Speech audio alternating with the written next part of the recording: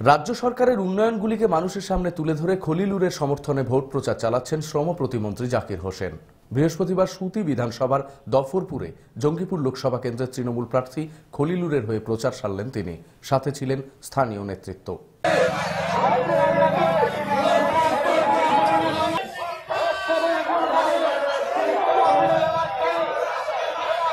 আমরা এই দফরপুর অঞ্চলে সমস্ত নেতৃত্ব মিলিয়ে আমাদের ক্যান্ডিডেট আসছে খলিলুর রহমান, তার নেতৃত্বে আমরা আজকে র্যালি করছি, সাধারণ মানুষকে বোঝাচ্ছি মাননীয় মুখ্যমন্ত্রীর যে উন্নয়ন, আমি যে উন্নয়ন করেছি সেই উন্নয়নগুলোকে মানুষকে তুলে ধরা, মানুষকে বোঝানো।